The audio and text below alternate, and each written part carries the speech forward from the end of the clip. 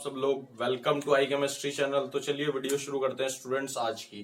तो देखिए आज का हमारा लास्ट टॉपिक होगा बेटा इस वाली यूनिट का, ठीक है। तो क्या करेंगे हम, क्या है टॉपिक, हमारा टॉपिक का नाम है बेटा हमारा प्रॉपर्टीज ऑफ कॉलोइड्स। क्या है बेटा टॉपिक का नाम, लास्ट टॉपिक है बेटा इस वाली यूनिट का, टॉपिक है प्रॉपर्टीज ऑफ कॉलोइड। क्या है बेटा, कॉलोइड्स की प्रॉपर्टीज पढ़ेंगे हम, ठीक है। प्रॉपर्टीज ऑफ कॉलोइड्स, ठीक है। Properties of colloids. तो देखो प्रॉपर्टीज बहुत सारी, टन्स ऑफ प्रॉपर्टीज है बेटा कॉलोइड्स की, बट जो इंपॉर्टेंट प्रॉपर्टीज है उनकी स्टडी हम करेंगे, ठीक है। तो पहली प्रॉपर्टीज आती है बेटा, क्या आती है, आपकी कॉलिगेटिव प्रॉपर्टीज। कॉलिगेटिव प्रॉपर्टीज, तो ये समझो क्या होती है कॉलिगेटिव प्रॉपर्टीज। ओके तो देखो क्या होती है बेटा, जो हमारा कॉलोइड्स होता है ना, वो क्या होता है, एग्रीगेशन होता है बहुत सारे मॉलिक्यूल्स का, आपको पता ही है। तो बहुत सारे मॉलिक्यूल्स एग्रीगेट होते हैं, ठीक हो गया, इन द डिस्पर्स्ड फेज में। तो अब क्या होता है, जितनी भी कॉलिगेटिव प्रॉपर्टीज होती है ना, तो इनका जो पार्टिकल्स का साइज होता है ना, वो लेस हो जाता है, एज स्मॉल हो जाता है as compare to true solution. तो जितनी भी कॉलिगेटिव प्रॉपर्टीज होंगी बेटा, कौन कौन सी होती है कॉलिगेटिव प्रॉपर्टीज, आपने पढ़ी है बेटा relative lowering of vapour pressure, RLVP पढ़ा है आपने, ठीक है, मैंने बताया था आपको। और क्या है बेटा आपका elevation in boiling point, elevation in boiling point, सही है जी, एलिवेशन इन बॉइलिंग पॉइंट हो गया। अब आपका क्या हो गया, relative lowering of vapour pressure हो गया, ऑस्मोटिक प्रेशर हो गया, ऑस्मोटिक प्रेशर हो गया, सही है बात, ऑस्मोटिक प्रेशर हो गया, और एलिवेशन इन बॉइलिंग पॉइंट और डिप्रेशन इन फ्रीजिंग पॉइंट। ये चारों की चारों वैल्यू जो होती है ना बेटा, depression in FPT, depression in freezing point की जो वैल्यूज आती है, मतलब इनकी जो इनका जो ऑर्डर आता है ना, वो स्मॉल ऑर्डर आएगा as compare to true solution. जब कंसंट्रेशन सेम रहेंगी तो जो आपका कॉलोइड्स का जो मैग्नीट्यूड आएगा, कि कॉलिगेटिव प्रॉपर्टीज का जो ऑर्डर आएगा, वो स्मॉल ऑर्डर आएगा as compare to true solution, ठीक हो गया, जब कंसंट्रेशन सेम रहेगी। इज इट क्लियर और नॉट? कॉलिगेटिव प्रॉपर्टी आपको समझ में आई बेटा। अब नेक्स्ट करते हैं हम टिंडल इफेक्ट। क्या होता है बेटा, टिंडल इफेक्ट, सही है। तो देखो टिंडल इफेक्ट क्या होता है, ध्यान से समझो पहले। टिंडल इफेक्ट में क्या होता है, अगर मैं ट्रू सॉल्यूशंस की बात करता हूँ, ट्रू सॉल्यूशन मैंने एक किस में लिया बेटा, एक बीकर में लिया, ठीक है। तो उसको जब मैं डार्क में रख देता हूं, तो उसमें जब लाइट पास करते हैं, तो जो पार्टिकल्स होते हैं ना, हमें बिल्कुल क्लियर सॉल्यूशन दिखाई देता है, ठीक हो गया। But in the comparison of, जब मैं कोलोइडल सोल्स को रखता हूँ, कोलोइडल सॉल्यूशन को एक बीकर में रखता हूँ, और जब किसी लाइट सोर्स से मैं लाइट उसमें क्या डालता हूँ, लाइट सोर्स से लाइट डालता हूँ, और उसमें देखता हूँ किसकी हेल्प से, अल्ट्रा माइक्रोस्कोप्स की हेल्प से देखता हूँ, तो जो लाइट होती है ना बेटा, वो मुझे चारों तरफ से स्कैटर्ड दिखाई देती है। इस फिनोमिना को कहते हैं टिंडल इफेक्ट, ठीक हो गया। तो क्या देखते हैं बेटा, ध्यान से देखो, इसका क्या बनेगा डायग्राम, देखो ऐसे बनेगा बेटा। देखो ये क्या है, ये एक बीकर या आपको वेसल कह दो, इसमें मैंने क्या रखा है, कोलोइडल सॉल्यूशन रखा है। क्या रखा है बेटा, कोलोइडल सॉल्यूशन रखा है, ठीक है। ध्यान से देखो, कोलोइडल सॉल्यूशन रखा है। अब मैं यहाँ पर लाइट सोर्स है बेटा मेरा, क्या है, लाइट सोर्स है मेरा, ठीक है बेटा। तो लाइट सोर्स से लाइट आई बेटा, ओके, ये हमारा टिंडल कोन से टकराई लाइट, ठीक है। तो यहाँ पर ये क्या बन गया बेटा, ये यहाँ पर ऐसे हुआ, ठीक है, समझ में आ रही है बेटा बात। तो अब ये जो लाइट सोर्स है ना, ये जो लाइट है, चारों दिशाओं में पार्टिकल्स में स्प्लिट आउट हो गई, ठीक है। ये क्या हो गया, स्प्लिटिंग ऑफ लाइट हो गया, ठीक हो गया। इसको मैंने किससे ऑब्जर्व करा, यहाँ पर क्या रखा बेटा, यहाँ पर ये मैंने आंख बना दी, ठीक है। यहां पर देखा मैंने अल्ट्रा माइक्रोस्कोप से, सही है बात, क्लियर है। ये क्या है बेटा, अल्ट्रा माइक्रोस्कोप, अल्ट्रा माइक्रोस्कोप समझ में आ रही है, नहीं आ रही है बेटा बात। तो अल्ट्रा माइक्रोस्कोप से ये क्या है बेटा, कोलोइडल सॉल्यूशन, कोलोइडल सॉल्यूशन है मेरा, ठीक है, समझ गए बात। अब देखो ये क्या है बेटा, ये जो कोन बना बेटा, ये है टिंडल कोन हो गया, सही है बात, ये टिंडल कोन हो गया मेरा। और ये क्या हो गया बेटा, स्कैटरिंग ऑफ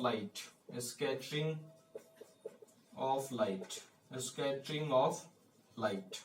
तो बेटा क्या होता है, जब भी कोलोइडल सॉल्यूशन को ठीक हो गया, डार्क में रखा जाता है और किसी लाइट सोर्स से जब उस पर लाइट रिफ्लेक्ट करती है, लाइट उस पर डाली जाती है, तो जब अल्ट्रा माइक्रोस्कोप से हम ऑब्जर्व करते हैं तो जो लाइट के पार्टिकल्स है वो उस चारों दिशाओं में स्प्लिट आउट हो जाता है। इस फिनोमिना को ही कहते हैं बेटा टिंडल इफेक्ट। क्या फिगर क्या दिखा रहा है बेटा, फिगर बता रहा है टिंडल इफेक्ट।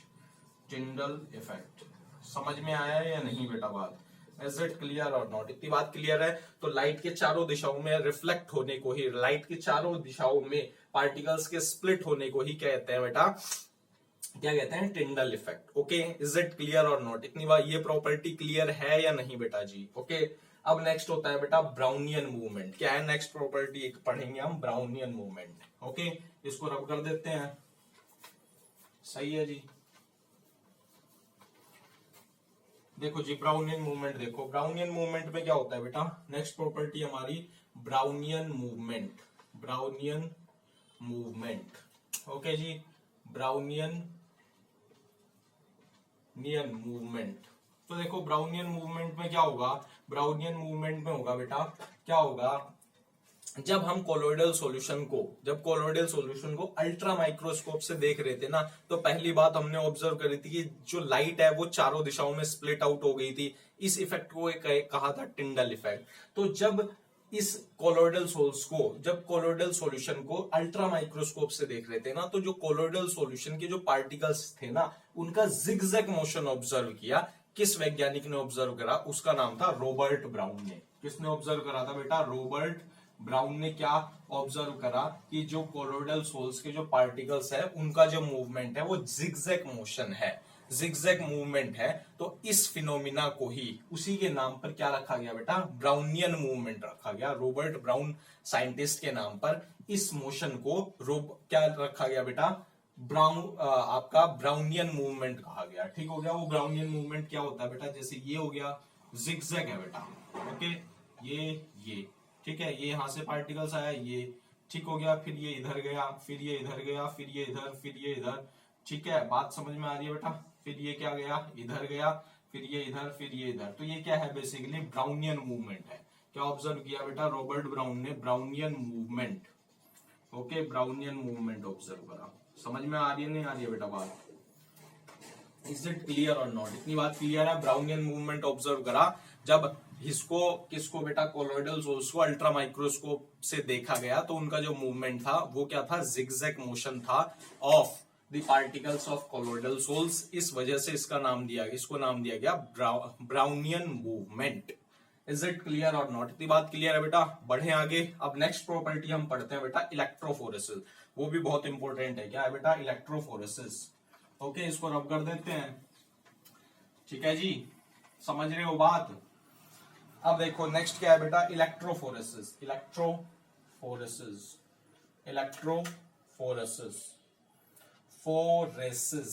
देखो इलेक्ट्रोफोरेसिस क्या होता है, समझो बेटा। इलेक्ट्रोफोरेसिस क्या होता है बेटा, देखो अभी तक तो हमने ये ऑब्जर्व करा भाई, कोलिगेटिव प्रॉपर्टीज की वैल्यू कम आती है। ठीक हो गया।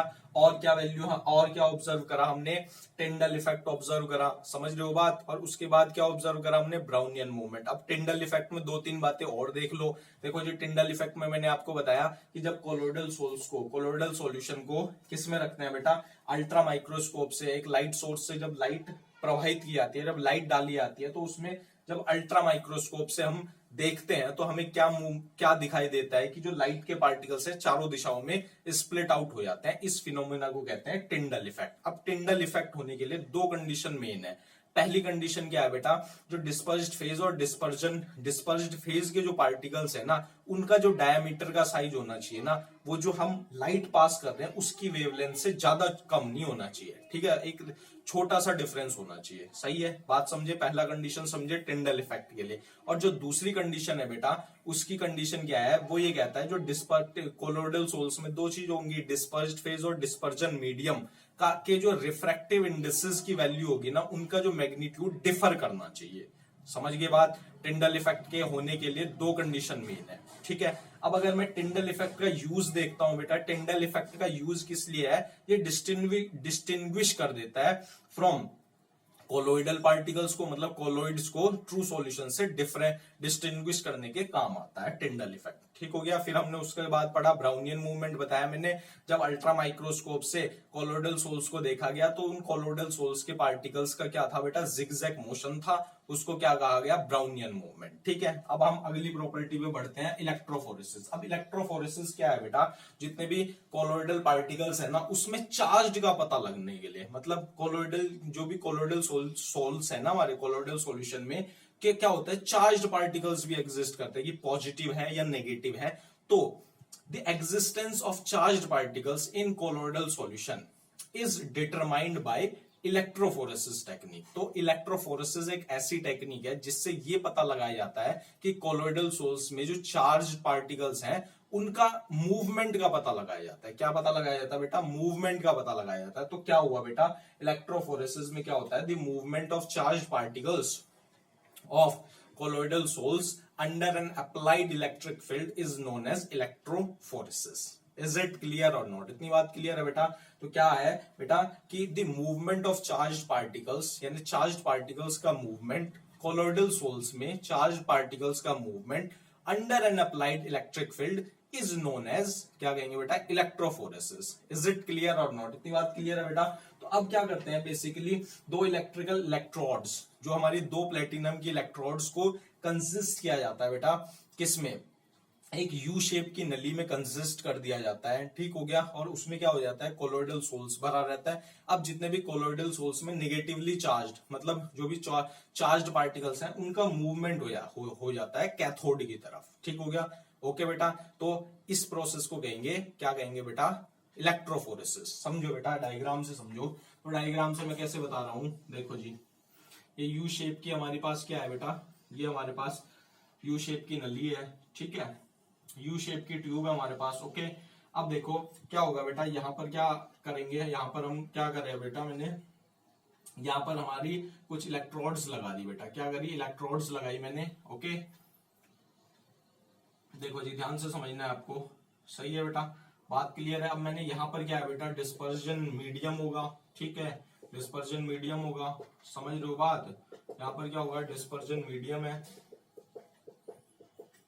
देखो जी, ध्यान से समझो बेटा। तो ये जो इलेक्ट्रोड होगी ना, ये क्या है, मेरी कैथोड है। ठीक है, कैथोड है, ये पॉजिटिव है, कैथोड है। ओके, इज इट क्लियर और नॉट? इतनी बात क्लियर है बेटा। ये क्या है बेटा मेरी, ये क्या है, मेरी एनोड है। ओके, ये एनोड है, प्लेटिन, ये इलेक्ट्रोड्स हैं, बोथ आर इलेक्ट्रोड्स हैं। सही है बात। अब देखो ये जो डिस्पर्जन मीडियम है ना बेटा, ये क्या है, डिस्पर्जन मीडियम। भाई डिस्पर्जन मीडियम ही तो जानते ही हो आप। और ये पूरा क्या भरा है बेटा, कोलोइडल सॉल्यूशन भरा है, कोलोइडल सॉल्यूशन भरा है जी मैंने। समझ रहे हो बात। ठीक है। तो अब देखो क्या होगा, जितने भी नेगेटिवली यानी इसके अपोजिटली चार्ज पार्टिकल्स होंगे, ये होंगे बेटा, इसमें कुछ अपोजिटली चार्ज पार्टिकल्स का मूवमेंट होगा, यानी ये पॉजिटिव वाले चार्ज पार्टिकल्स मूव करने लग जाएंगे। ठीक हो गया। ओके, कहां पर, किस इलेक्ट्रोड्स में जो कि अपोजिटली चार्ज यानी नेगेटिव, पॉजिटिव वाले कहां, सॉरी क्या होगा बेटा, ये एनोड नेगेटिव है, ये क्या है पॉजिटिव। तो ये कौन से पार्टिकल्स मूव करेंगे, जो भी अपोजिट वाले चार्ज पार्टिकल्स होंगे, यानी नेगेटिव पार्टिकल्स का मूवमेंट होगा under an applied electric field through the, किस पे होगा बेटा, कैथोड पर होगा। ठीक है, बात समझ रहे हो बात। ओके, ये यहाँ पर, ये यहाँ पर। ठीक है, ये यहाँ पर देखो, ये मूवमेंट दिखाई दे रहा है आपको। ओके, ठीक है, बात समझ रहे हो बेटा। तो इस मूवमेंट का ही पता लगाया जाता है इलेक्ट्रोफोरेसिस टेक्निक पर। तो यहाँ पर क्या हो जाएंगे, जमा हो जाएंगे। ठीक है, बहुत सारे पार्टिकल्स। ओके, तो ये क्या है बेटा, फिगर क्या बताता है, electrophoresis, electrophoresis, electrophoresis. Is it clear और नॉट? इतनी बात क्लियर है बेटा, समझ में आ रही है बेटा या नहीं बात? ओके, सही है जी बात। ओके जी, ये बात समझिए, इलेक्ट्रोफोरेसिस समझ गए। तो क्या होगा, जितने भी अपोजिटली चार्ज पार्टिकल्स जो कंसिस्ट करेंगे कोलोइड्स में, उनका मूवमेंट हो जाएगा बेटा, किसमें, उनका मूवमेंट होगा under an applied electric field is known as electrophoresis. Is it clear और नॉट? इतनी बात क्लियर है बेटा। अब नेक्स्ट प्रॉपर्टी पर हम आगे बढ़ते हैं। अब नेक्स्ट एक बहुत इंपॉर्टेंट रूल होता है जो कि फाइंड आउट किया जाता है बेटा कि कितने हमारे फ्लोक्युलेटिंग आयंस ऐड होते हैं। ठीक हो गया। तो नेक्स्ट रूल लिखते हैं हम, हार्डी स्कूल्स रूल। वो बहुत इंपॉर्टेंट है। ठीक है जी, बात इज इट क्लियर और नॉट? इतनी बात क्लियर है बेटा? हार्डी स्कूल्स रूल क्या करते हैं, ठीक है, फिर वीडियो को खत्म करेंगे जी।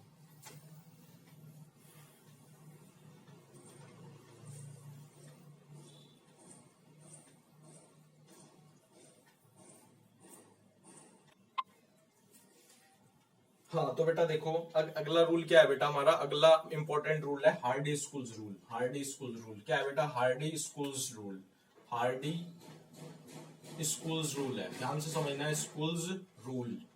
तो देखो ये क्या कहता है बेटा? हार्डी स्कूल्स रूल ये कहता है कि जितनी ज्यादा वैलेंस के फ्लोक्यूलेटिंग आयन ऐड किए जाएंगे तो उतना ही ज्यादा प्रेसिपिटेशन कॉज होगा, मतलब प्रेसिपिटेशन होने की पावर बढ़ जाएगी जैसे जैसे जितनी ज्यादा हम वैलेंस के फ्लोक्यूलेटिंग आयन ऐड किए जाएंगे। इज इट क्लियर और नॉट? इतनी बात क्लियर है? तो देखो कैसे वैलेंस आप जानते हो भाई, जिसकी ज्यादा वैलेंसी होगी, जिस भी ज्यादा आयंस की फ्लोक्यूलेटिंग आयंस की वैलेंसी होगी उसका उतना ज्यादा प्रेसिपिटेशन कॉज होगा। तो कैसे समझो बेटा?